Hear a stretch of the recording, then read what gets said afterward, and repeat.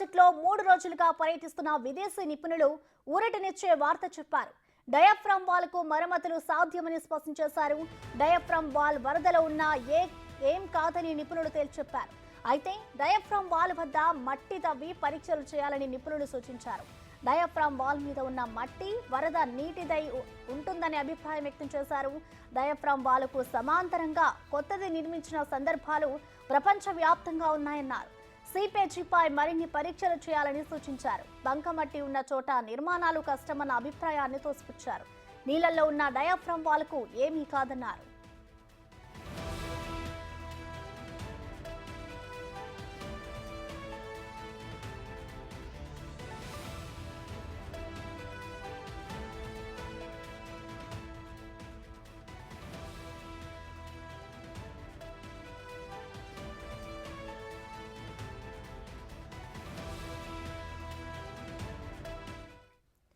పోలవరం ప్రాజెక్టులో 3 రోజులుగా పర్యటిస్తున్న విదేశీ నిపుణులు ఊరటనిచ్చే వార్త చెప్పారు. డయాఫ్రామ్ వాల్కు మరమ్మతులు సాధ్యమని స్పష్టం చేశారు. డయాఫ్రామ్ వాల్ వరదలో ఉన్నా ఏం కాదని నిపుణులు తేల్చెప్పారు. అయితే డయాఫ్రామ్ వాల్ వద్ద మట్టి తవ్వి పరీక్షలు చేయాలని నిపుణులు సూచించారు. ఇక దీనికి సంబంధించిన కంప్లీట్ డీటెయిల్స్ మా ప్రతినిధి సాగర్ అందిస్తారు. సాగర్,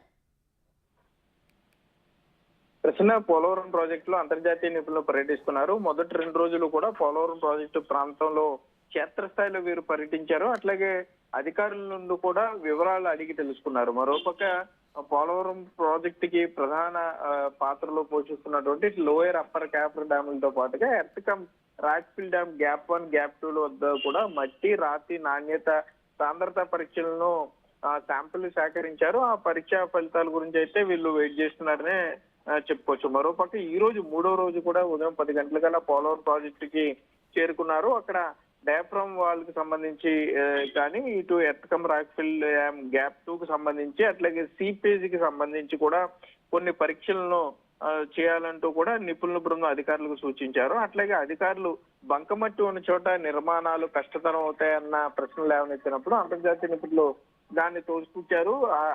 అటువంటి ఈ హిస్టరీ ఏం లేదు, నిర్మాణాలు ఎక్కడైనా చేయవచ్చు అంటూ కూడా చెప్పడంతో పాటు నీళ్ళలో అంటే వరద నీటిలో డయాఫ్రామ్ వాల్ ఎక్కువగా ఉంది కాబట్టి దానికి మరమ్మతులు సాధ్యం కాదు, లేకపోతే మరలా కొత్త డయాఫ్రామ్ వాల్ నిర్మించాలన్న దాని మీద కూడా అంతర్జాతీయ నిపుణులు కొంత భిన్న వాదనలు వినిపించడం జరిగింది. అందులో ఒక నిపుణుడు మాత్రం నీళ్లలో ఉన్నా కూడా డయాఫ్రామ్ వాల్కి వచ్చిన ప్రమాదం ఏమి లేదు అంటూ చెప్పడంతో పాటుగా మరోపక్క అట్లాగని ప్యారలల్ గా డయాఫ్రామ్ వాల్కి ప్యారలల్ గా ఇంకొక డయాఫ్రామ్ వాల్ నిర్మించినా కూడా ఇబ్బంది ఏమి ఉండదు అనేది కూడా వారు చెప్పడం జరిగింది. సో ఈ భిన్న వాదనల నేపథ్యంలో మరలా ఈ రోజు సమావేశం అవుతున్నారు పోలవరం ప్రాజెక్ట్ అథారిటీ అధికారులతో పాటుగా జలసంఘం నిపుణులు, అట్లాగే సెంట్రల్ నుండి వచ్చినటువంటి ఇరిగేషన్ సంబంధించినటువంటి నిపుణులతో కూడా మాట్లాడుతున్న నేపథ్యంలో ఈ రోజు రేపు సమీక్ష సమావేశాలు ఉంటాయి.